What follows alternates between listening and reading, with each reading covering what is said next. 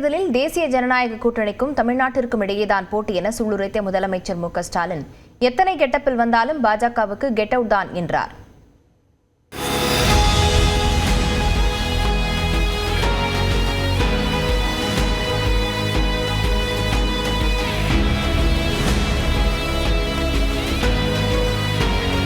தஞ்சாவூர் மாவட்டம் செங்கிப்பட்டியில் திமுக மகளிர் அணி சார்பில் வெல்லும் தமிழ் பெண்கள் மாநாடு நடைபெற்றது.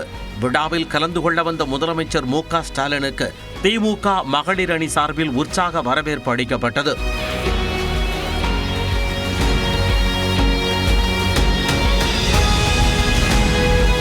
முதலமைச்சர் மு.க. ஸ்டாலின், துணை முதலமைச்சர் உதயநிதி, திமுக துணை பொதுச் செயலாளர் கனிமொழிக்கு வீரவாள் மற்றும் கருணாநிதி உருவச்சிலை பரிசாக வழங்கப்பட்டன.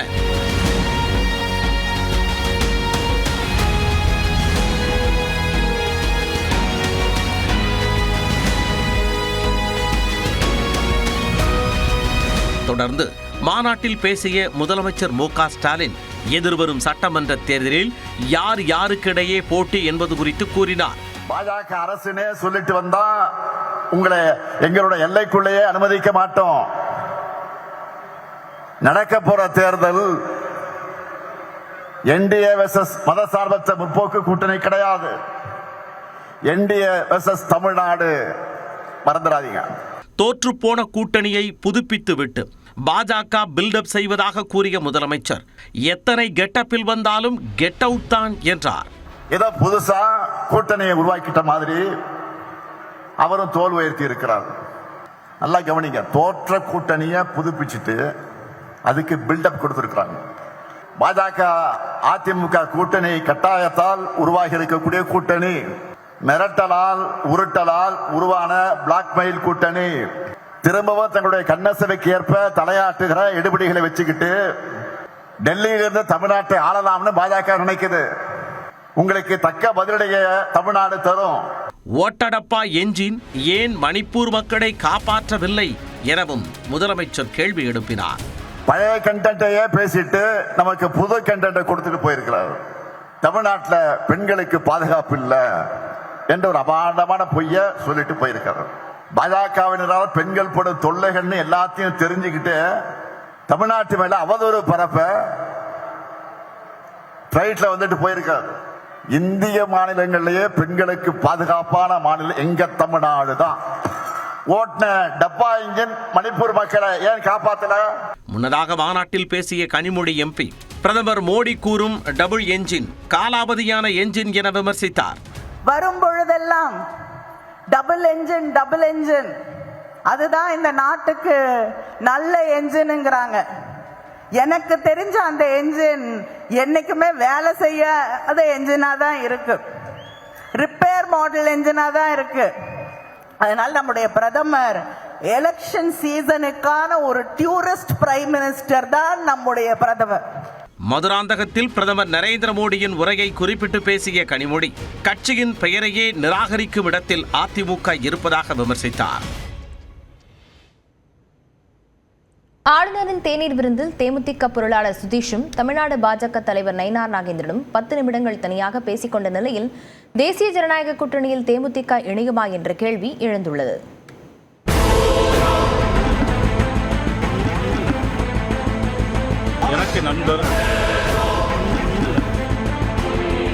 தமிழ்நாடு சட்டமன்ற தேர்தல் நெருங்கும் சூழலில் பெருவாரியான கட்சிகள் கூட்டணியை உறுதி செய்துவிட்டன.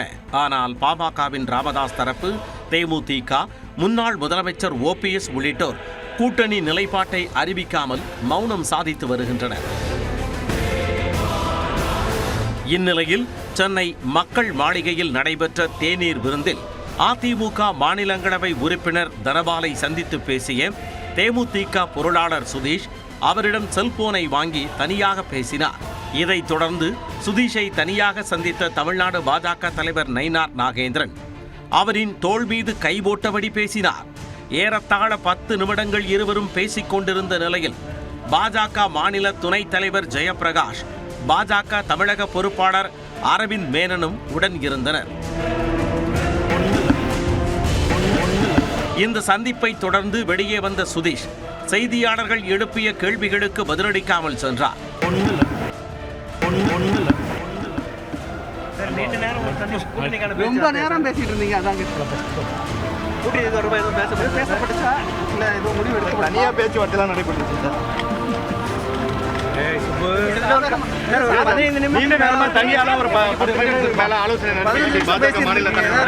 கூட்டணி குறித்து ஏதாவது பேசப்பட்டதா சார்?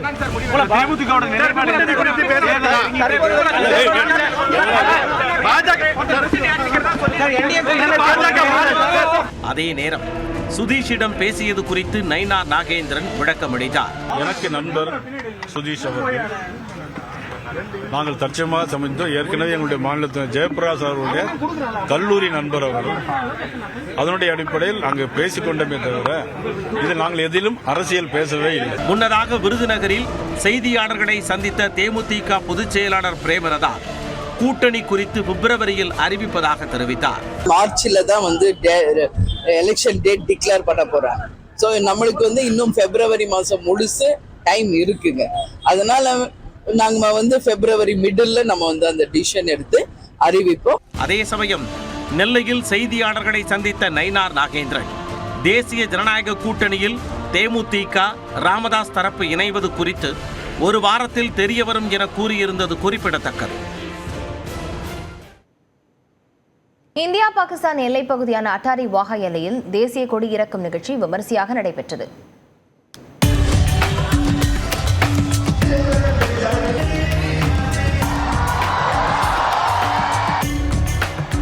இந்தியாவின் 77வது குடியரசு தினம் நேற்று நாடு முழுவதும் கோலாகலமாக கொண்டாடப்பட்டது. இதைத் தொடர்ந்து பஞ்சாப் மாநிலத்தில் உள்ள இந்தியா பாகிஸ்தான் எல்லையான அட்டாரி வாகா எல்லையில் நேற்று மாலை பல்வேறு சாகச நிகழ்ச்சிகளுடன் கொடியிறக்கும் நிகழ்ச்சி நடைபெற்றது.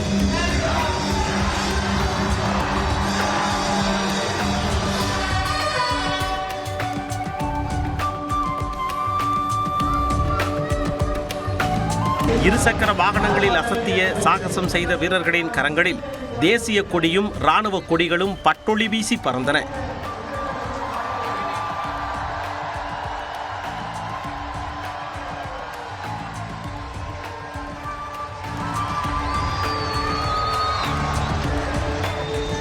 ராணுவத்தில் உள்ள நாய்கள் செய்த சாகசங்கள் அனைவரையும் வியப்பில் ஆழ்த்தின. கயிற்றில் நடந்தும் வாகனத்தில் இருந்து தாவி குதித்து துல்லியமாக இலக்கை பிடித்தும் நாய்கள் கவனம் ஈர்த்தன. ராணுவ வீராங்கனைகள் துல்லியமாக துப்பாக்கிகளை சுழற்றியது பார்வையாளர்களை சிலிர்ப்படைய செய்தது.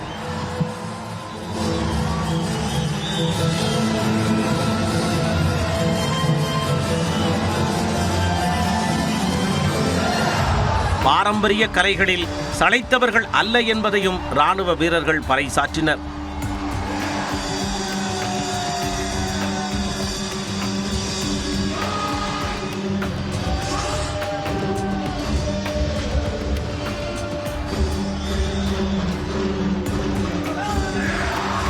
இதையடுத்து கொடி இறக்கும் போது இந்திய ராணுவ வீரர்கள் மிடுக்குடன் வீறுநடை போட்டு அரங்கை அதிர வைத்தனர்.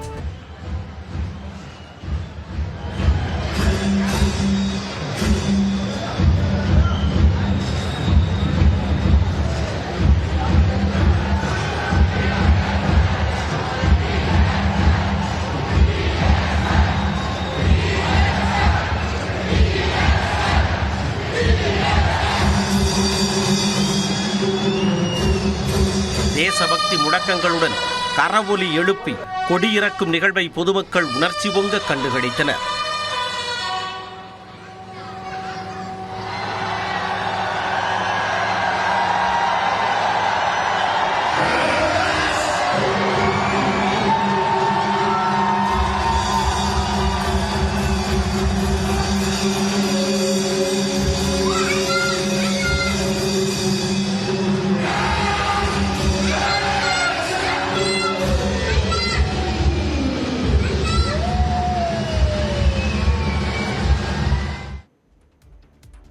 ஒரு நிமிட செய்தி தொகுப்புகள் சிலவற்றை பார்க்கலாம்.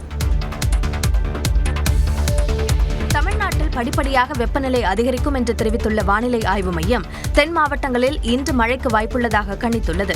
தென்கிழக்கு அரபிக்கடல் பகுதிகளின் மேல் ஒரு வளிமண்டல கீழடுக்கு சுழற்சி நிலவுவதாகவும் இதன் காரணமாக மேற்கு தொடர்ச்சி மலை மாவட்டங்கள் மற்றும் தென் தமிழகத்தில் இன்று மிதமான மழை பெய்யக்கூடும் என்றும் தெரிவித்துள்ளது. மற்ற மாவட்டங்களில் வறண்ட வானிலையே நிலவும் என்றும் 3 டிகிரி செல்சியஸ் வரை வெப்பநிலை உயரக்கூடும் என்றும் கணித்துள்ளது. தமிழ்நாடு, புதுச்சேரி மற்றும் காரைக்காலில் நாளை முதல் வரும் வெள்ளிக்கிழமை வரை வறண்ட வானிலையே நீடிக்கும் என்றும் வரும் 31 மற்றும் பிப்ரவரி 1ஆம் தேதி மிதமான மழை பெய்ய வாய்ப்புள்ளதாகவும் குறிப்பிட்டுள்ளது. சென்னை மற்றும் புறநகரில் இன்று மழைக்கு வாய்ப்பில்லை என்றும் வானம் மேகமூட்டத்துடன் காணப்படும் என்றும் வெப்பநிலை அதிகபட்சமாக 30 டிகிரி செல்சியஸ் என்ற அளவில் குறைவாகவே இருக்கும் என்றும் கணித்துள்ளது. மேலும் தென் தமிழக கடலோர பகுதிகள், மன்னார் வளைகுடா மற்றும் குமரிக்கடல் பகுதிகளில் இன்றும் நாளையும் மணிக்கு 60 கிலோமீட்டர் வேகத்தில் சூறைக்காற்று வீசக்கூடும் என்று வானிலை ஆய்வு மையம் தெரிவித்துள்ளது. சென்னை புறநகர் பகுதிகளான பூந்தமல்லி, செம்பரம்பாக்கம், காட்டுப்பாக்கம், குமணன் சாவடி, மாங்காடு, குன்றத்தூரில் 2வது நாளாக மழை பெய்தது.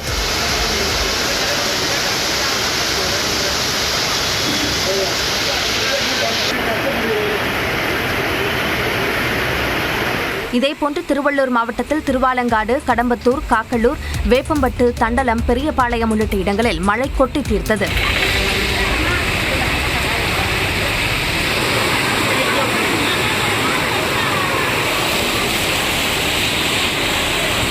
சிவகங்கை மாவட்டம் காரைக்குடி சுற்றுவட்டார பகுதிகளில் மிதமான மழை பெய்தது. கோட்டையூர், அரியக்குடி, இழுப்பக்குடி, கோவிலூரில் மழை பெய்ததால் குளிர்ச்சியான சூழல் நிலவியது.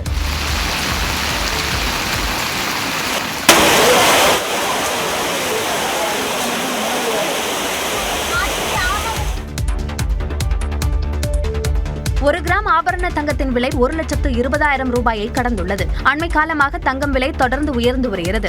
ஒரு கிராம் தங்கத்தின் விலை 14,850 ரூபாயாக இருந்த நிலையில் திங்கட்கிழமை 275 ரூபாய் உயர்ந்து 15,025 ரூபாய்க்கு விற்பனை செய்யப்படுகிறது. ஒரு சவரன் தங்கத்தின் விலை ஒரே நாளில் 2,200 ரூபாய் உயர்ந்து 1,20,200 ரூபாயாக நிர்ணயிக்கப்பட்டுள்ளது. கடந்த 10 நாட்களில் ஒரு சவரன் தங்கத்தின் விலை 13,960 ரூபாய் வரை உயர்ந்துள்ளது. நடப்பாண்டு தொடக்கத்தில் ஒரு சவரன் தங்கத்தின் விலை 99,520 ரூபாயாக இருந்த நிலையில் 26 நாட்களில் 20,680 ரூபாய் உயர்ந்துள்ளது. வெள்ளி விலை ஒரே நாளில் கிராமுக்கு 10 ரூபாய் அதிகரித்துள்ளது. ஒரு கிராம் வெள்ளி விலை 10 ரூபாய் உயர்ந்து 375 ரூபாய்க்கும் 1 கிலோ 3,75,000 ரூபாய்க்கும் விற்பனையாகிறது. பத்திரப்பதிவின் போது சம்பந்தப்பட்ட சொத்தின் அசல் ஆவணங்கள் தாக்கல் செய்வது இனி கட்டாயமாக்கப்பட்டுள்ளது. கடந்த ஆண்டு ஏப்ரல் மாதம் பத்திரப்பதிவில் புதிய விதிகளை சேர்ப்பதற்கான சட்ட மசோதாவை அமைச்சர் மூர்த்தி சட்டப்பேரவையில் தாக்கல் செய்திருந்தார். இந்த மசோதாவை ஆளுநர் குடியரசுத் தலைவருக்கு அனுப்பிய நிலையில் அதற்கு குடியரசுத் தலைவர் திரௌபதி முர்மு தற்போது ஒப்புதல் அளித்துள்ளார். அதன்படி இனி எந்த ஒரு சொத்தையும் விற்பனை செய்யவோ அல்லது தானமாக வழங்கவோ அந்த சொத்தின் அசல் ஆவணம் கண்டிப்பாக தாக்கல் செய்யப்பட வேண்டும். இதற்கு முன்பு அசல் ஆவணம் தொலைந்துவிட்டதாக பொய்யாக புகார் அளித்தும் நகல் ஆவணங்களை வைத்தும் முறைகேடாக சொத்து பதிவுகள் நடப்பதாக புகார்கள் எழுந்தன. தற்போது பொய் தகவல்களை அளிப்பவர்களுக்கும் உடந்தையாக இருக்கும் அதிகாரிகளுக்கும் 3 முதல் 7 ஆண்டுகள் வரை சிறை தண்டனை விதிக்க இந்த சட்டம் வழிவகை செய்துள்ளது.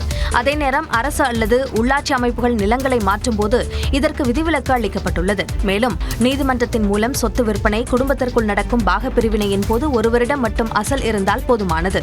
மூதாதையர் சொத்துக்கு மூலப்பத்திரம் இல்லையெனில் வருவாய்த்துறையின் பட்டா சமர்ப்பிக்க வேண்டியது அவசியம் என்றும் அசல் ஆவணங்கள் தொலைந்து போயிருந்தால் காவல்துறையில் புகார் அளித்து கண்டறிய முடியவில்லை என்ற சான்றிதழ் பெற வேண்டும் என்றும் அறிவுறுத்தப்பட்டுள்ளது. வாரம் 2 நாட்கள் விடுமுறை வேண்டும் என்ற கோரிக்கையை வலியுறுத்தி இன்று நாடு முழுவதும் வங்கி ஊழியர்கள் வேலைநிறுத்த போராட்டத்தில் ஈடுபட உள்ளனர்.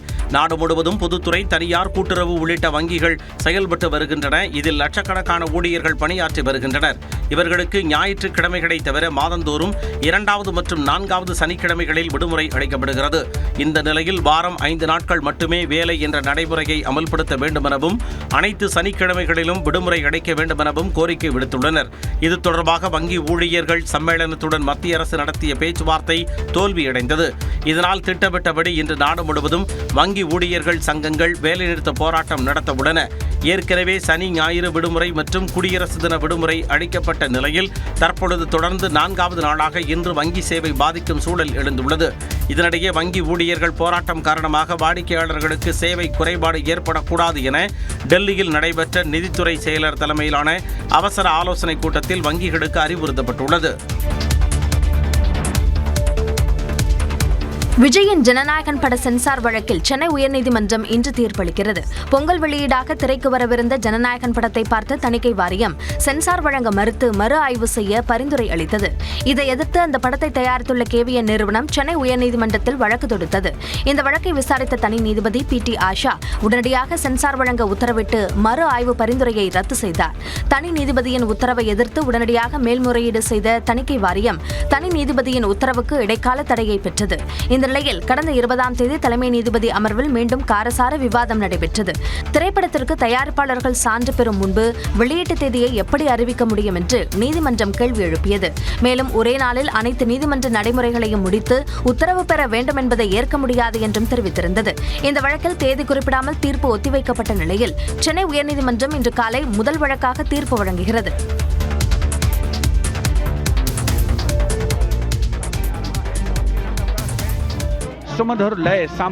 குடியரசு தின விழா அணிவகுப்பில் முதன்முறையாக ராணுவத்தின் விலங்கு படையும் இடம்பெற்றது. இந்திய ராணுவத்தின் ரீமவுண்ட் வெட்டினரி கார்ப்ஸ் எனப்படும் மறுசீரமைப்பு மற்றும் கால்நடை படைப்பிரிவு 1779ஆம் ஆண்டு அன்றைய பிரிட்டிஷ் இந்தியாவின் பெங்கால் மாகாணத்தில் ஆர்மி வெட்டினரி சர்வீஸ் என்ற பெயரில் தொடங்கப்பட்டது. ராணுவத்தில் பயன்படுத்தப்படும் குதிரைகள், கோவேறு கழுதைகள் மற்றும் நாய்களுக்கு பயிற்சி அளிப்பது, அவற்றின் இனத்தை பெருக்குவது மற்றும் அவற்றுக்கு மருத்துவ சிகிச்சை அளிப்பதே இந்த பிரிவின் முக்கிய பணியாகும்.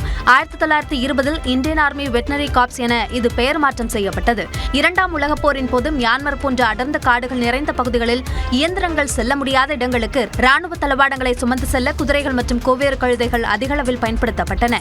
அப்போது இந்த பிரிவின் பணி உலகளவில் கவனிக்கப்பட்டது. இந்த நிலையில் டெல்லியில் நடைபெற்ற குடியரசு தின அணிவகுப்பில் இந்த ஆண்டு முதன்முறையாக இந்தியாவின் விலங்குப்படையும் பங்கேற்றது. குறிப்பாக சிப்பிப்பாறை, கோம்பை, ராஜபாளையம் நாய் ஆகிய தமிழ்நாட்டு நாய் இனங்கள் மற்றும் முடோல் ஹவுண்ட், ராம்பூர் ஹவுண்ட் ஆகிய பிற இந்திய வகை நாய்களும் கம்பீரமாக நடைபெற்றன.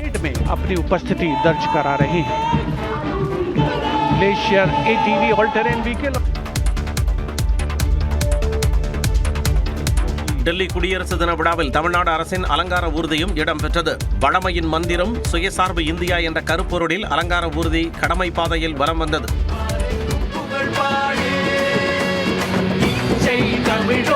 தமிழ்நாடு ஊர்தியின் இருபுறமும் பரதநாட்டிய கலைஞர்கள் மற்றும் வீரமங்கிகள் பல்வேறு கலை நிகழ்ச்சிகளை நடத்தினர். And now to Tamil Nadu, the mantra of prosperity, self-reliant India.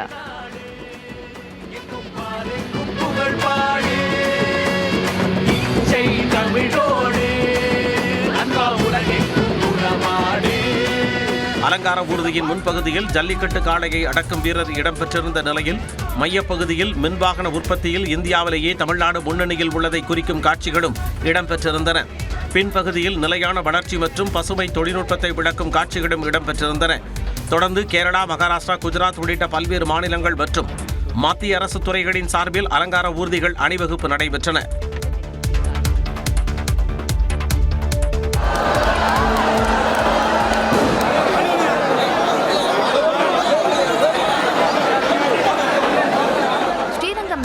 கோயிலில் தை தேரோட்ட திருவிழாவின் 4ஆம் நாளில் நம்பெருமாள் தங்ககருட வாகனத்தில் எழுந்தருளினார்.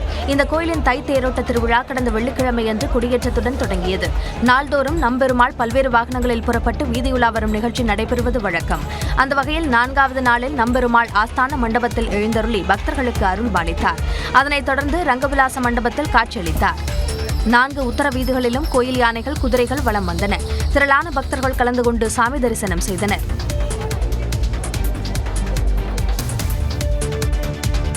இந்தியா ஐரோப்பிய யூனியன் இடையேயான தடையற்ற வர்த்தக ஒப்பந்தம் தொடர்பான முக்கிய அறிவிப்பு இன்று வெளியாக உள்ளது. இந்தியா ஐரோப்பிய யூனியன் இடையே கடந்த 2007ஆம் ஆண்டு தடையற்ற வர்த்தக ஒப்பந்த பேச்சுவார்த்தை தொடங்கியது. ஆனால் பல்வேறு காரணங்களால் 2013ஆம் ஆண்டு இந்த பேச்சுவார்த்தை நிறுத்தப்பட்ட நிலையில் 2022ஆம் ஆண்டு இந்த பேச்சுவார்த்தை மீண்டும் தொடங்கியது. இந்நிலையில் ஐரோப்பிய யூனியன் இந்தியா இடையேயான உச்சி மாநாடு டெல்லியில் இன்று நடைபெறுகிறது. இதில் பிரதமர் நரேந்திர மோடியுடன் ஐரோப்பிய ஆணையத்தின் தலைவர் வான் டெர் லேயன் மற்றும் ஐரோப்பிய கவுன்சில் தலைவர் ஆண்டோனியோ கோஸ்டா ஆகியோர் பேச்சுவார்த்தை நடத்த உள்ளனர். அப்போது ஐரோப்பிய யூனியன் இந்தியா இடையேயான தடையற்ற வர்த்தக ஒப்பந்தம் இறுதி செய்யப்படும் என்று எதிர்பார்க்கப்படுகிறது. அதன் ஒரு பகுதியாக ஐரோப்பியாவில் இருந்து இறக்குமதி செய்யப்படும் கார்கள் மீதான வரி 110 விழுக்காட்டில் இருந்து 40 விழுக்காடாக குறைய வாய்ப்புள்ளதாக கூறப்படுகிறது. அதன்படி வோக்ஸ்வேகன், மெர்சிடிஸ் பென்ஸ் மற்றும் BMW போன்ற கார்களின் விலை குறைய வாய்ப்புள்ளது. வரலாற்று முக்கியத்துவம் கொண்ட இந்த ஒப்பந்தம் மூலம் இரு நாடுகளுக்கு இடையே முதலீடுகள் எளிதாகும், வேலைவாய்ப்புகள் பெருகும் என்று எதிர்பார்க்கப்படுகிறது.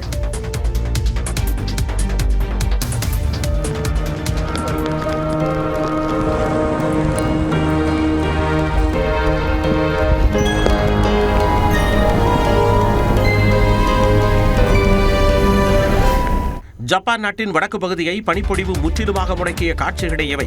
அந்நாட்டின் ஹொகைடோ பகுதியில் வரலாறு காணாத பனிப்பொழிவு ஏற்பட்டது. -6 டிகிரி செல்சியஸ் அளவுக்கு அங்கு கடுமையான குளிர் நிலவி வருகிறது. இந்நிலையில் அங்குள்ள சாலைகளில் சுமார் 1 மீட்டர் உயரத்திற்கு பனிக்கட்டிகள் கொட்டி கிடக்கின்றன. பல்வேறு இடங்களில் வீடுகள், கடைகளுக்கு முன் கொட்டி கிடக்கும் பனிக்கட்டிகளால் இயல்பு வாழ்க்கை பாதிக்கப்பட்டுள்ளது.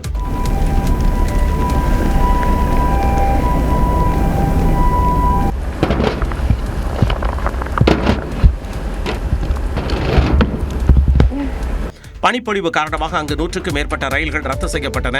மேலும் அங்குள்ள நியூ சிட்டோஸ் விமான நிலையத்தில் பல விமானங்களின் சேவை ரத்து செய்யப்பட்டதால் 7000த்திற்கும் மேற்பட்ட பயணிகள் விமான நிலையத்திலேயே தங்கும் நிலை ஏற்பட்டது.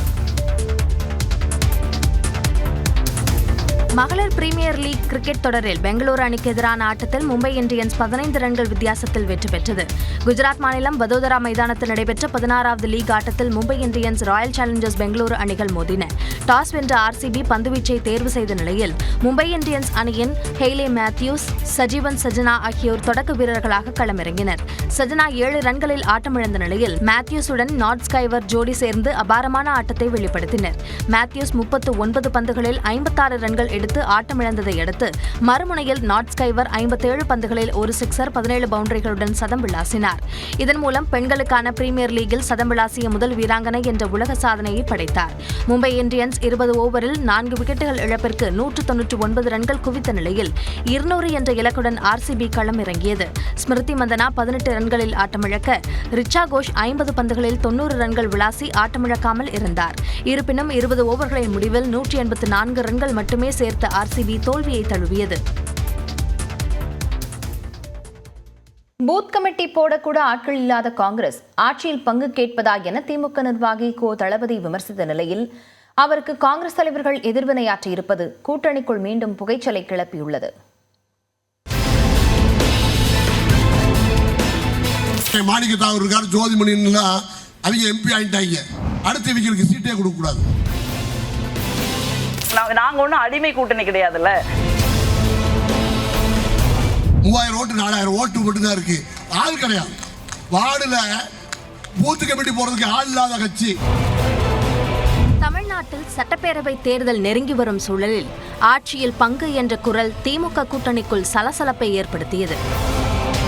கூட்டணி இல்லாமல் தமிழ்நாட்டில் யாரும் வெல்ல முடியாது என்றும், அதிகார பகிர்வு குறித்தும் விவாதிக்க வேண்டிய நேரம் வந்துவிட்டதாகவும் அண்மையில் காங்கிரஸ் MP மாணிக்கம் தாக்கூர் தெரிவித்திருந்தார். இதனால் மாணிக்கம் தாக்கூர் மற்றும் திமுக MP அப்துல்லா இடையே கடும் வார்த்தை மோதல் ஏற்பட்டது. இதனால் கூட்டணிக்குள் புகைச்சல் கிளம்பியதை அடுத்து டெல்லியில் தேசிய தலைமையை சந்தித்துவிட்டு வந்த செல்வ பெருந்தகை கூட்டணி குறித்து பொதுவெளியில் விவாதிக்க வேண்டாம் என்று நிர்வாகிகளுக்கு அறிவுறுத்தினார். இந்த நிலையில் மதுரை சுப்பிரமணியபுரம் பகுதியில் நடைபெற்ற பொதுக்கூட்டத்தில் பேசிய மதுரை வடக்கு தொகுதி MLA கோ. தளபதி காங்கிரஸ் தலைவர்களை சீண்டியுள்ளார். மாணிக்கத்தாவர் இருக்கார், ஜோதிமணி அவங்க MP ஆயிட்டாங்க. அதனால இந்த வர்ற MLA ஆனா ஆகலைன்னு சொல்லி அதுல பங்கு வேணும், இதுல பங்கு வேணும்ன்றான். இதெல்லாம் தலைமை புரிஞ்சு அடுத்த இவங்களுக்கு சீட்டே கொடுக்க கூடாது. 3000 ஓட்டு 4000 ஓட்டு மட்டும்தான் இருக்கு, ஆள் கிடையாது. வார்டுல பூத்து கமிட்டி போறதுக்கு ஆள் இல்லாத கட்சி. இதற்கு பதிலடி கொடுக்கும் விதமாக எக்ஸ் தளத்தில் பதிவிட்டுள்ள காங்கிரஸ் MP மாணிக்கம் தாக்கூர், அதிகார திமிருடன் இருந்தால் தோழமை கட்சிகள் அமைதியாக இருக்கும் காலம் முடிந்துவிட்டது என்று தெரிவித்துள்ளார். மேலும் மதுரை வடக்கு தொகுதியில் காங்கிரஸ் வேட்பாளர் நிற்க வேண்டும் என காங்கிரஸ் தேசிய தலைமையிடம் கோரிக்கை வைக்க இருப்பதாகவும், தன்மானம் காக்க சிலருக்கு பாடம் புகட்ட வேண்டும் என்றும் பதிவிட்டுள்ளார். அதேபோல காங்கிரஸ் கட்சியை தொடர்ந்து பொதுவெளியில் அவமதிப்பதை வேடிக்கை பார்க்க முடியாது என்று பதிவிட்டுள்ள காங்கிரஸ் எம்பி ஜோதிமணி, கூட்டணி தர்மத்திற்காகவும் முதலமைச்சர் அண்ணனுக்காகவும் அனுசரித்து போவதாக தெரிவித்துள்ளார். ஏற்றுக்கொள்ள முடியாத ஒரு கருத்தை ஒருவர் சொல்வாராயானால் அதுக்கு பதில் சொல்ல வேண்டிய கடமையும் பொறுப்பும் காங்கிரஸ் கட்சி நாடாளுமன்ற உறுப்பினர்களுக்கு இருக்கு. பட் அது நாங்க ஒன்றும் அடிமை கூட்டணி கிடையாதுல்ல. தேர்தலுக்கு குறுகிய காலமே இருக்கும் சூழலில் திமுக காங்கிரஸ் கட்சியினர் இடையே வார்த்தை மோதல் தொடர்வது கூட்டணிக்குள் மீண்டும் சலசலப்பை ஏற்படுத்தியுள்ளது. எக்ஸ்பிரஸ் 18 செய்திகள் சிலவற்றை பார்க்கலாம். சிவகங்கை மாவட்டம் கீழடியில் 17 கோடி ரூபாய் மதிப்பீட்டில் அமைக்கப்பட்டுள்ள திறந்தவெளி அருங்காட்சியகம் திறப்பு விழாவிற்கு தயாராகி வருகிறது. வருகின்ற 31ஆம் தேதி கீழடி திறந்தவெளி அருங்காட்சியகத்தை முதலமைச்சர் மு.க. ஸ்டாலின் திறந்து வைக்க உள்ளார்.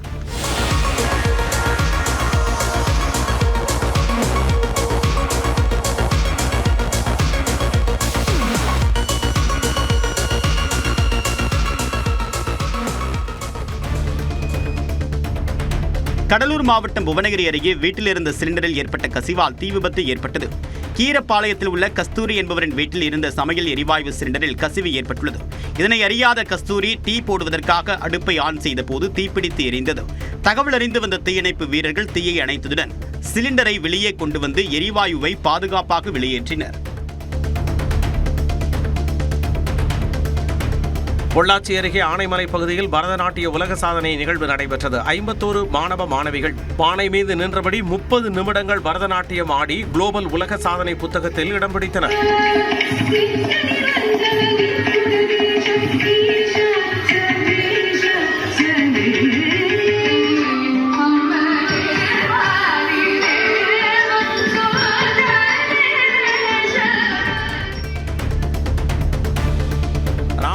மாவட்டம் பாசிப்பட்டினம் அருகே கடலில் மாயமான மீனவரின் உடல் 3 நாட்களுக்கு பிறகு மீட்கப்பட்டது. கடந்த 23ஆம் தேதி பாசிப்பட்டினம் கிராமத்தைச் சேர்ந்தவர்கள் கடலுக்கு மீன்பிடிக்க சென்றிருந்த நிலையில் நள்ளிரவில் ராஜதுரை என்பவர் கடலில் விழுந்து மாயமானார். இந்நிலையில் புதுக்குடி எம்ஆர் பட்டினம் இடைப்பட்ட கடற்பகுதியில் அவரது உடல் கரை ஒதுங்கியது.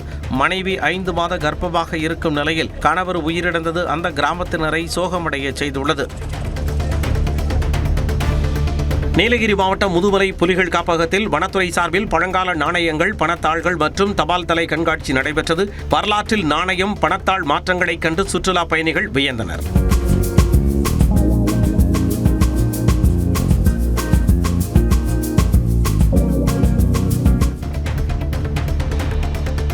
திருப்பூரில் ஆயுதங்களுடன் முகமூடி கொள்ளையர்கள் சுற்றித் திரிந்த சிசிடிவி காட்சி வெளியாகி அதிர்ச்சியை ஏற்படுத்தியுள்ளது. அணைப்பாளையம் பகுதியில் நள்ளிரவில் ஆயுதங்களுடன் புகுந்த 5 பேர் கொண்ட கொள்ளை கும்பல் அடுத்தடுத்து 4 நிறுவனங்களின் பூட்டை உடைத்து கிடைத்த பொருட்களை திருடிச் சென்றனர். கொள்ளையர்கள் குறித்து காவல்துறையினர் விசாரணை மேற்கொண்டுள்ளனர்.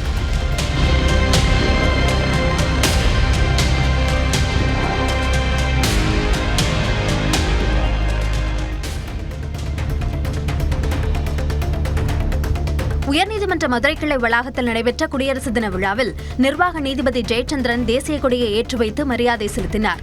மத்திய தொழில் பாதுகாப்பு படை வீரர்களின் அணிவகுப்பு மரியாதை சாகச நிகழ்ச்சி நடைபெற்றது. பின்னர் வளாகத்தில் உள்ள அரசு மருத்துவமனையில் இரத்த தான நிகழ்வு நடைபெற்றது.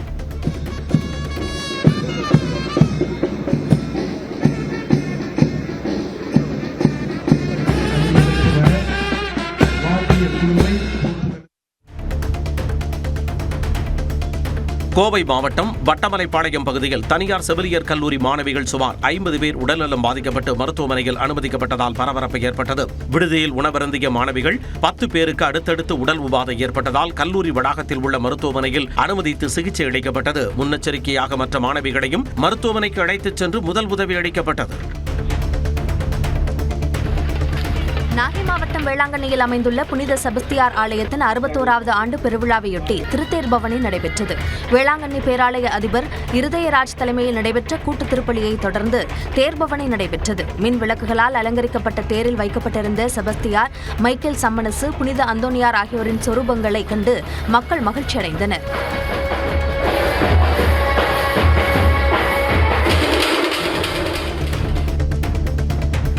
விருதுநகர் மாவட்டம் காரியாபட்டி அருகே கோயிலுக்கு பட்டா கோரி தீர்மானம் நிறைவேற்றப்படாததால் வட்டார வளர்ச்சி அலுவலர் வாகனத்தை கிராம மக்கள் சிறைபிடித்தனர். தொட்டியாங்குளம் கிராமத்தில் கண்மாய் கரையில் அமைந்துள்ள அம்மன் கோயிலுக்கு பட்டா கேட்டு வேப்பங்குளத்தில் நடைபெற்ற கிராம சபை கூட்டத்தில் தீர்மானம் நிறைவேற்ற கோரி மக்கள் வலியுறுத்தினர். ஆனால் தீர்மானம் நிறைவேற்றப்படாததால் வட்டார வளர்ச்சி அலுவலரின் காரை சிறைபிடித்து கிராம மக்கள் போராட்டத்தில் ஈடுபட்டனர். உடலில் மண்ணெண்ணெய் ஊற்றி தற்கொலைக்கு முயன்ற நபர் உள்ளிட்ட 10 பேரை காவல்துறையினர் கைது செய்தனர். சேலத்தில் சாலையில் சென்று கொண்டிருந்த கார் திடீரென்று தீப்பிடித்து எரிந்ததால் பரபரப்பு நிலவியது. சித்தனூர் பகுதியைச் சேர்ந்த அனீஷ் என்பவர் வீட்டு உபயோகப் பொருட்களை வாங்க தனது குடும்பத்தினருடன் காரில் கந்தம்பட்டிக்கு சென்றுள்ளார். பொருட்களை வாங்கிக் கொண்டு வீட்டிற்கு திரும்பிய போது காரின் முன்பகுதியிலிருந்து புகை வெளியேறியது. உடனடியாக காரில் இருந்த அனீஷ் உட்பட 3 பேர் வெளியேறினர். சிறிது நேரத்தில் கார் மளமளவென எரிந்தது.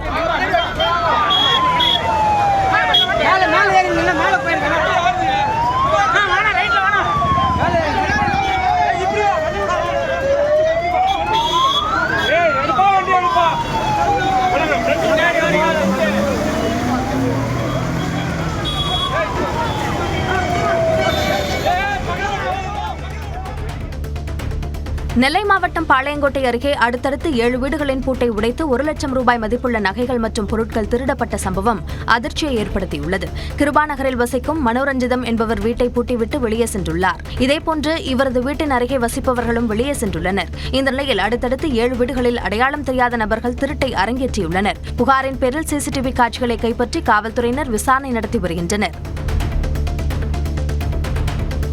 ஜம்மு காஷ்மீரின் ஸ்ரீநகர் மாவட்டத்திற்குட்பட்ட லால்சோக் பகுதியில் குஜராத் மாநிலம் அகமதாபாத்தைச் சேர்ந்த சுற்றுலாப் பயணி ஒருவர் உடலில் தேசிய கொடியின் வண்ணங்களை வரைந்து கொண்டு குடியரசு தின விழாவை கொண்டாடினார். ஒரு கையில் தேசிய கொடியையும் மறு கையில் பிரம்மோஸ் ஏவுகணையின் மாதிரி வடிவத்தையும் அவர் வைத்திருந்தார். அப்போது பாரத தாய்க்கு வெற்றி, வந்தே மாதரம் உள்ளிட்ட முழக்கங்களை அவர் எழுப்பினார்.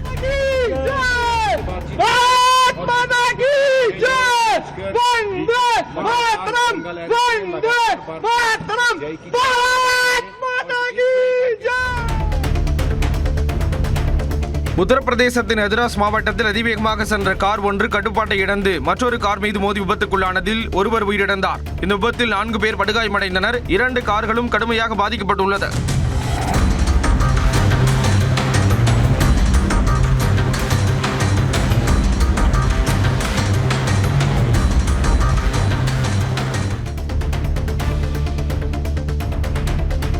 அர்ஜென்டினாவின் படகோனியாவில் ஏற்பட்ட காட்டுத்தீ வேகமாக பரவி சுபோட் மாகாணத்தில் உள்ள சோழிலாவை அடைந்தது. போக்குவரத்து வழித்தடங்களை மூட வேண்டிய கட்டாயம் ஏற்பட்டுள்ளது. சோழியாவில் பற்றி எரியும் இந்த காட்டுத்தீயால் குறைந்தது 30,000 ஹெக்டேர் பரப்பளவில் மரங்கள் எரிந்து நாசமாகியிருப்பதாக கூறப்படுகிறது. கடந்த 48 மணி நேரத்தில் அதிகரித்த தீ மாகாண பாதை 71 கடந்து பெனட்டன் நிறுவன வயல்களுக்குள் முன்னேறி கட்டுப்படுத்த முடியாமல் இன்னும் எரிந்து கொண்டிருக்கிறது. அமெரிக்காவின் நெவாடா மாகாணத்தில் ஈகிள் இசைக்குழுவினர் நடத்திய கச்சேரி பார்வையாளர்களை வெகுவாக கவர்ந்தது. லாஸ் வேகாஸ் நகரில் நடந்த இந்த இசை கச்சேரியில் ஹோட்டல் கலிபோர்னியா என்ற பாடலை பாடுகையில் பார்வையாளர்கள் மெய்மறந்து கேட்டு ரசித்தனர்.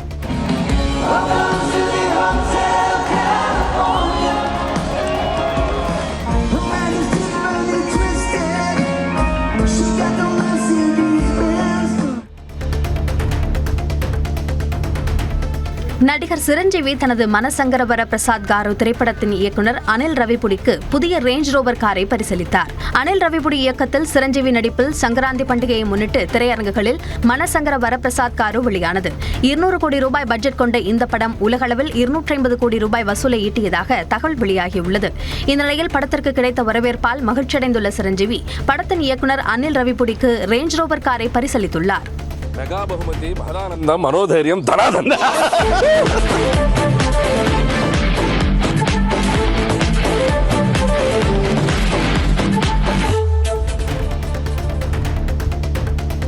மம்முட்டி மோகன்லால் இணைந்து நடித்துள்ள பேட்ரியாட் படத்தின் முதல் பார்வை போஸ்டரை மம்முட்டி வெளியிட்டுள்ளார். மலையாள சினிமாவின் முன்னணி நடிகர்களான மோகன்லால் மற்றும் மம்முட்டி இணைந்து பேட்ரியாட் என்ற புதிய படத்தில் நடித்துள்ளனர். இந்த படத்தினை டேக் ஆஃப், மாலிக் போன்ற படங்களை இயக்கிய மகேஷ் நாராயணன் இயக்குகிறார். முன்னதாக நயன்தாரா, மம்முட்டி, ஃபஹத் ஃபாசில் கதாபாத்திர போஸ்டரை படக்குழுவினர் வெளியிட்டிருந்தனர். சமீபத்தில் இந்த படத்தின் டீசர் வெளியாகி வரவேற்பை பெற்றது. இந்த நிலையில் ஏப்ரல் 23ஆம் தேதி படம் வெளியாகும் என்று அறிவிக்கப்பட்டுள்ளது.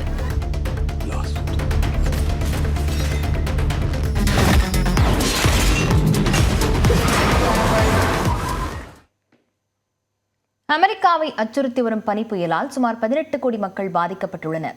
பல்வேறு நாடுகளுக்கான விமான சேவை முடங்கியுள்ளது.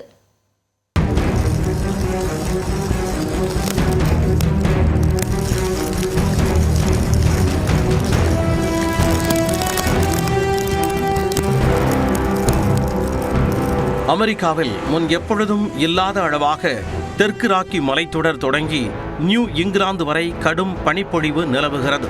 அமெரிக்காவின் வடக்கு வடகிழக்கு பகுதிகளில் பனிப்புயலில் சிக்கி 10ற்கு மேற்பட்டோர் உயிரிழந்த நிலையில் 19,000ற்கு மேற்பட்ட விமானங்கள் ரத்து செய்யப்பட்டன. வாஷிங்டன் டிசி உட்பட 20 மாகாணங்களில் அவசர நிலை பிரகடனம் செய்யப்பட்டுள்ளது. நியூயார்க் முழுவதும் பனிப்புயல் வீசி வருகிறது. சாலையில் நிறுத்தப்பட்ட வாகனங்கள் பனிக்கட்டியில் புதைந்தன.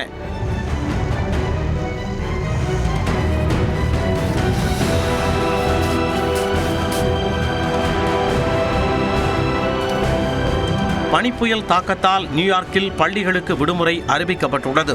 தற்காலிக முகாம்கள் திறக்கப்பட்டுள்ளன. சாலைகளை சீரமைக்கும் பணிகள் முடுக்கிவிடப்பட்டுள்ளன.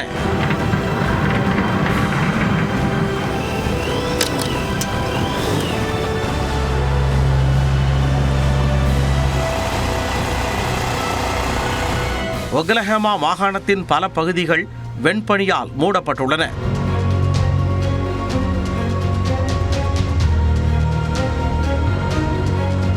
போக்குவரத்து முடங்கியுள்ள நிலையில் ஊழியர்கள் சாலைகளை சீரமைத்து வருகின்றனர்.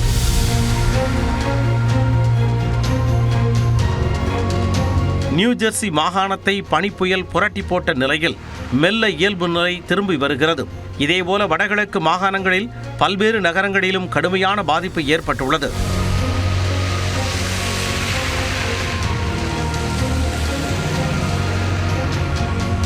இதனிடையே மைனே மாகாணத்தில் தனியார் ஜெட் விமானம் ஒன்று மோசமான வானிலை காரணமாக விபத்திற்குள்ளானதில் 7 பேர் உயிரிழந்தனர்.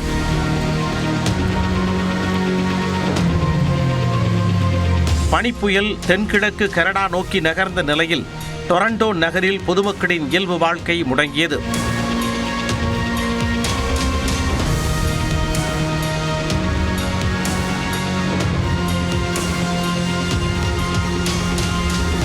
கியூபெக் புறநகர் பகுதியில் 10,000ற்கு மேற்பட்ட வீடுகளில் மின்சாரம் தடைபட்டது. விமானம் மற்றும் சாலை போக்குவரத்தும் முடங்கியது.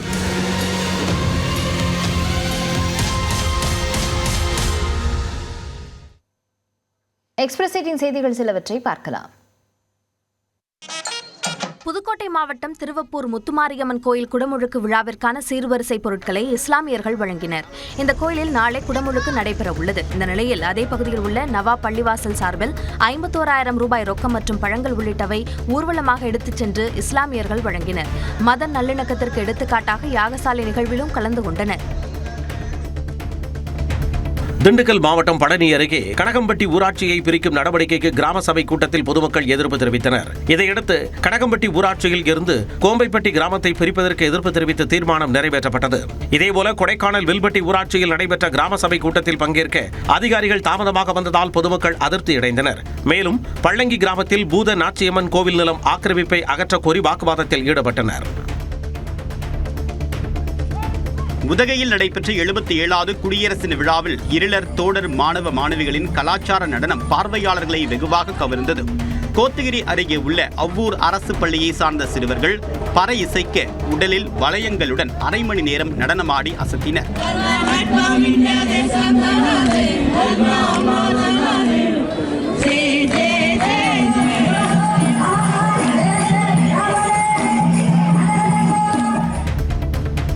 தூத்துக்குடியில் கடலில் குளிக்கச் சென்ற மாணவர்களில் 3 பேர் தண்ணீரில் மூழ்கி உயிரிழந்த சம்பவம் சோகத்தை ஏற்படுத்தியுள்ளது.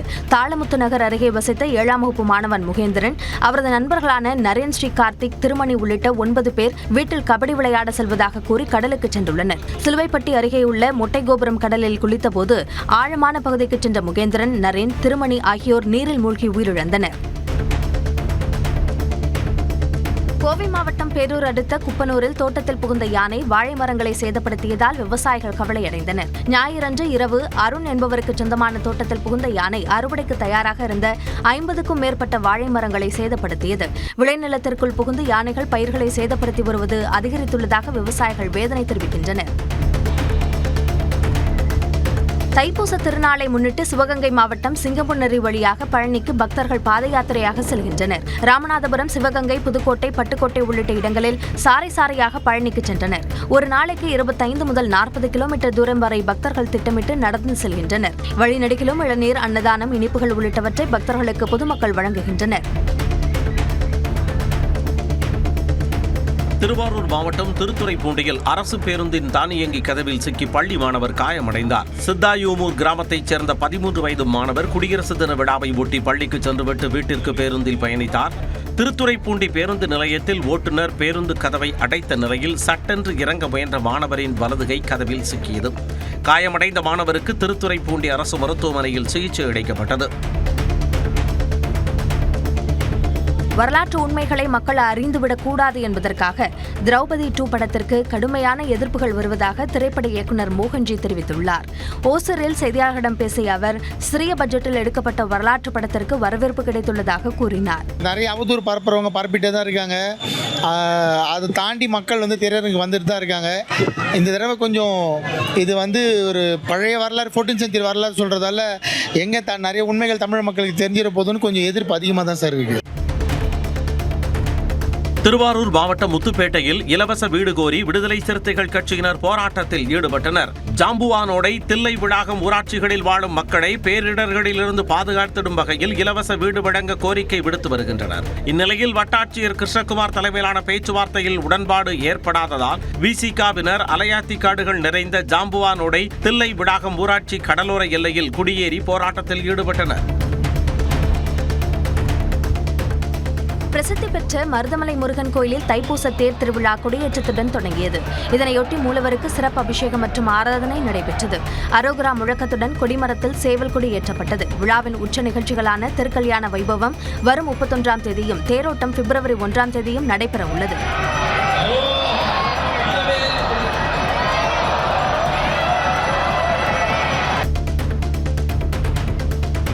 புதுக்கோட்டை மாவட்டம் வடுகப்பட்டி அருகே டிப்பர் லாரி மோதிய விபத்தில் மாற்றுத்திறனாளி உயிரிழந்தார். விராலிப்பட்டியைச் சேர்ந்த கருப்பசாமி தனது 3 சக்கர வாகனத்தில் செங்கிப்பட்டி சாலையில் சென்றபோது கிராவல் மண் ஏற்றிச் சென்ற டிப்பர் லாரி மோதியது. சம்பவ இடத்திலேயே கருப்பசாமி உயிரிழந்த நிலையில் தப்பி ஓடிய லாரி ஓட்டுநரை காவல்துறையினர் தேடி வருகின்றனர். மதுரை அனுப்பானடியில் காதலுக்கு எதிர்ப்பு தெரிவித்த சிறுமியின் தந்தை மற்றும் சகோதரரை அரிவாளால் வெட்டிய 25 வயது இளைஞர் உட்பட 3 பேர் கைது செய்யப்பட்டனர். சொரூபன் என்பவர் 17 வயது சிறுமியை காதலித்ததாகவும் இதற்கு இரு வீட்டாரும் எதிர்ப்பு தெரிவித்ததாகவும் கூறப்படுகிறது. இந்நிலையில் இருவரும் தனிமையில் பேசிக் கொண்டிருப்பதை கண்டித்த சிறுமியின் தந்தை பாலமுருகன், அண்ணன் ஜீவன் ஆகிய இருவரையும் சொரூபன் தனது நண்பர்கள் ஜீவபிரகாஷ், பிரபு ஆகியோருடன் சேர்ந்து வெட்டியுள்ளார். இது தொடர்பாக போக்சோ மற்றும் கொலை முயற்சி உள்ளிட்ட பிரிவுகளின் கீழ் வழக்கு பதிவு செய்த காவல்துறையினர் 3 பேரையும் கைது செய்தனர். சிவகங்கை மாவட்டம் திருப்புவனம் அருகே கோவிலுக்குள் புகுந்து உண்டியல், பணம் மற்றும் விளக்குகளை திருடிய இளைஞரை பிடித்த மக்கள் காவல்துறையில் ஒப்படைத்தனர். வெள்ளியரெந்தலில் உள்ள ஊர்காவலன் கோவிலுக்குள் வெள்ளிக்கிழமையன்று நுழைந்த இருவர் உண்டியலை உடைத்து 25,000 ரூபாய் ரொக்கம் மற்றும் 7 வெண்கல குத்து விளக்குகளை திருடிக் கொண்டு தப்பி ஓட முயன்றனர். அப்போது அலாரம் அடித்ததால் ஓடி வந்த கிராம மக்கள் திருட முயன்ற மூர்த்தியை பிடித்து கட்டி வைத்து காவல்துறையிடம் ஒப்படைத்தனர். தப்பி ஓடிய மற்றொருவரை சிசிடிவி காட்சிகளின் அடிப்படையில் காவல்துறையினர் தேடுகின்றனர். வேலூர் மாவட்டம் துப்பறியும் மோப்பநாய் பிரிவில் இருந்த அக்னி என்ற நாய் உயிரிழந்ததை அடுத்து காவல்துறை மரியாதையுடன் அடக்கம் செய்யப்பட்டது. அக்னி என்ற நாய் கடந்த 2017ஆம் ஆண்டு முதல் 9 ஆண்டுகளாக காவல்துறையில் சேவை செய்து வந்தது. இந்த நாய் சிறுநீரக செயலிழப்பு காரணமாக அவதிப்பட்டு வந்த நிலையில் பரிதாபமாக உயிரிழந்தது. இதையடுத்து நாய்க்கு மலர் மாலைகள், மலர் வளையங்கள் வைத்து மரியாதை செலுத்திய காவலர்கள் நல்லடக்கம் செய்தனர். சிவகங்கை மாவட்டம் திருப்பத்தூர் அருகே காவடி சுமந்து பாத யாத்திரை வந்த பக்தர்களுக்கு 6 கிலோமீட்டர் தூரத்திற்கு சிவப்பு கம்பளம் விரித்து வரவேற்பளிக்கப்பட்டது. திருப்பத்தூர், காரைக்குடி, தேவக்கோட்டை உள்ளிட்ட பகுதிகளைச் சேர்ந்த மக்கள் தைப்பூச நாளில் பழனி முருகனை தரிசனம் செய்ய காவடி சுமந்து செல்வது வழக்கம். அந்த வகையில் இந்த ஆண்டு 340க்கும் மேற்பட்ட பக்தர்கள் பழனிக்கு காவடி தூக்கிச் செல்கின்றனர். இவர்கள் கண்டவராயன்பட்டி காட்டுப்பகுதியில் சென்றபோது காலில் கல், முள் குத்தாமல் இருக்க 6 கிலோமீட்டருக்கு சிவப்பு, பச்சை கம்பளங்கள் விரிக்கப்பட்டிருந்தன. மதுரையில் குடியிருப்பு பகுதியில் பெட்ரோல் குண்டை வீசிவிட்டு தப்பியோடிய 4 பேர் கொண்ட கும்பலை காவல்துறையினர் தேடி வருகின்றனர். சோலை அழகுபுரம் மகாலட்சுமி கோவில் தெருவுக்கு 2 சக்கர வாகனத்தில் வந்த 4 பேர் பெட்ரோல் குண்டை வீசிவிட்டு தப்பியோடியுள்ளனர். மேலும் ஜெய்ஹிந்த்புரம் பாரதியார் ரோடு நேதாஜி 1வது தெருவில் 5 பேர் கொண்ட கும்பல் 2 இளைஞர்களை சரமாரியாக வெட்டிவிட்டு தப்பி ஓடியுள்ளது. இந்த 2 சம்பவங்கள் தொடர்பாக வழக்கு பதிவு செய்த காவல்துறையினர் தனிப்படை அமைத்து குற்றவாளிகளை தேடுகின்றனர். உளுந்தூர்பேட்டை அருகே மின்மாற்றியில் பழுது நீக்கும் பணியில் ஈடுபட்ட பணியாளர் மின்சாரம் பாய்ந்து கையை இழந்தார். கோட்டையூர் கிராமத்தில் மின்மாற்றியில் ஏற்பட்ட பழுதை சீரமைக்கும் பணியில் ஈடுபட்ட சுந்தரி என்பவர் மின்சாரம் பாய்ந்து கைகளில் பலத்த காயமடைந்தார். கோவையில் தனியார் மருத்துவமனையில் சுந்தரின் இடதுகை அகற்றிய பிறகும் அவர் கவலைக்கிடமான நிலையில் இருப்பதாக கூறப்படுகிறது. இந்நிலையில் மின்மாற்றியில் மின் இணைப்பை துண்டிக்காமல் போர்மேன் மற்றும் லைன்மேன் ஆகியோர் சுந்தரை வற்புறுத்தி பணி செய்ய வைத்ததாக காவல் நிலையத்தில் புகார் அளிக்கப்பட்டது. டெல்லியில் நடைபெற்ற குடியரசு தின விழாவில் வானத்தில் இருந்து ஹெலிகாப்டர் மூலம் சாகசம் செய்து மலர்களை தூவிய காட்சியை இந்திய விமானப்படை வெளியிட்டுள்ளது.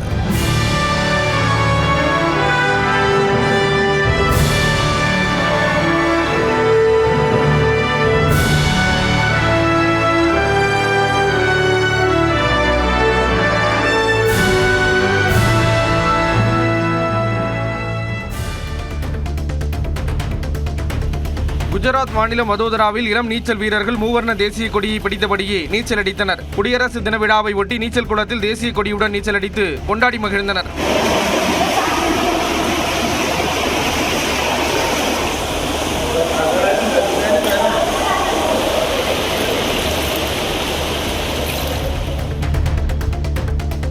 வீட்டு பணிப்பெண்ணுக்கு பாலியல் தொல்லை அளித்ததாக துரந்தர் திரைப்பட நடிகர் நதீம் கான் கைது செய்யப்பட்டார். தனது வீட்டில் பணி செய்து வந்த பெண்ணுக்கு திருமண ஆசை காட்டி நதீம் கான் பல ஆண்டுகளாக பாலியல் தொல்லை அளித்ததாக புகார் எழுந்தது. இந்நிலையில் நடிகர் நதீம் கான் கைது செய்யப்பட்டார். மேலும் இவ்விவகாரம் தொடர்பாக காவல்துறையினர் விசாரணை மேற்கொண்டு வருகின்றனர்.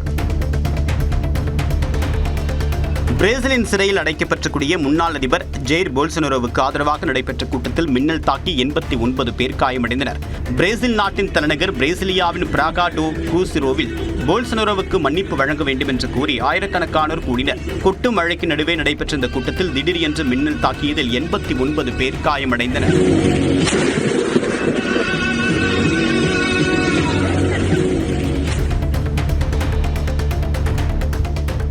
அமெரிக்காவின் புளோரிடா மாகாணத்தில் உள்ள மியாமி சர்வதேச விமான நிலையம் வெடிகுண்டு அச்சுறுத்தல் நீங்கி மீண்டும் திறக்கப்பட்டுள்ளது. விமான நிலையத்தில் சந்தேகத்திற்கிடமான பை கிடந்ததால் வெடிகுண்டு ஏதேனும் இருக்கலாம் என்ற யூகத்தில் ஆயிரக்கணக்கான பயணிகள் வெளியேற்றப்பட்டனர். இதனால் நீண்ட நேரம் விமான நிலைய வாசலில் பயணிகள் காத்திருக்கும் நிலை ஏற்பட்டது.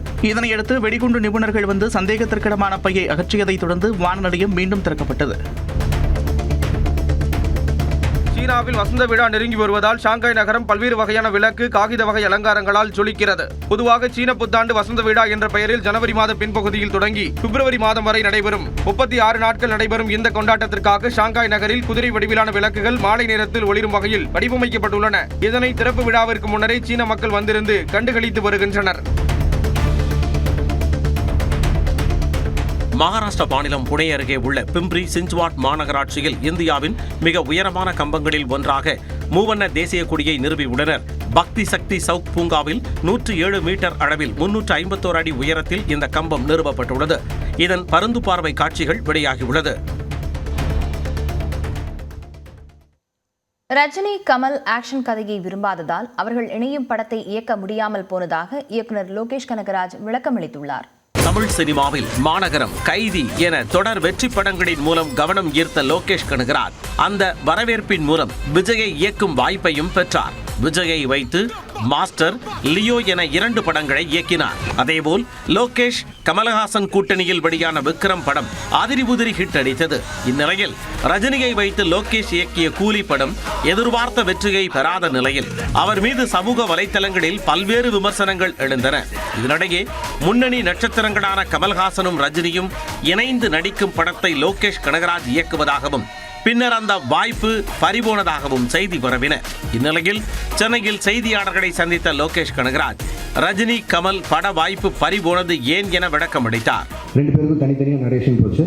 2 பேரும் ஈக்குவலாக எக்ஸைட் ஆனாங்க கதை மேலே. பட் ஆனால் என்னென்னா 2 பேரும் நிறைய ஆக்ஷன் ஃபிலிம்ஸ் கண்டினியூஸாக பண்ணிட்டு இருக்காங்க. ஜெயிலர் 2 வரைக்கும் ரஜினி சார் ஆகட்டும், இப்போது கமல் சாரோட அடுத்து அன்பரி மாஸ்டர் டைரக்ஷனில் வர படம் ஆகட்டும். ஸோ எல்லாமே ஹெவி ஆக்ஷனாக இருக்குது. திரும்பவும் கேப் இல்லாமல் இங்கே ஒரு ஆக்ஷன் போகணுமாங்கிறது அவங்களுக்குள்ள ஒரு கேள்வி வந்து 2 பேரும் ஒரு லைட் ஆர்டர் ஃபிலிமாக எதிர்பார்த்துட்டு இருக்காங்க இல்லையா, எனக்கு அது மூலிமா தெரிஞ்சு 2 பேரும் சொன்னாங்க. பட் லைட் ஆர்டர் ஃபிலிம் எனக்கு பண்ண வராது அண்ட் அதை நான் ஜெனுவனாக சொல்லிட்டு வெளில வந்தேன். கூலி படத்திற்கு ஏ சான்றிதழ் கிடைத்தது குறித்து லோகேஷ் கனகராஜ் பகிர்ந்து கொண்டார். ஏ சர்டிஃபிகேட் வாங்கணும் போல எனக்கு என்ன ஆச்சுன்னா சென்சார் போர்டில் ஃபர்ஸ்ட் சென்சார் பண்ணி முடிச்சோன்னா அட்வைஸ் 35 கட் சொன்னாங்க. அப்புறம் ஒரு 9 மியூட்ஸ் இருந்தது. மியூட்ஸ் கூட ஓகே, எனக்கு பிரச்சனை இல்லைன்னு சொல்லிட்டேன். பட் 35 கட்டுங்கிறது வந்து என்னால் அன்றைக்கி ஏற்றுக்க முடியல. அது படமாகவே இருந்திருக்காது. இன்னும் நீங்கள் வந்து ஒரு ஒரு ஒரு ஒரு கம்ப்ளீட்டட் ஃபிலிம் வித் ஏ சர்டிஃபிகேட்டா இல்லை ஒரு இன்கம்ப்ளீட் ஃபிலிம் வித் யூபிஏ சர்டிஃபிகேட்டாங்கிற மாதிரி தான் இருந்தது.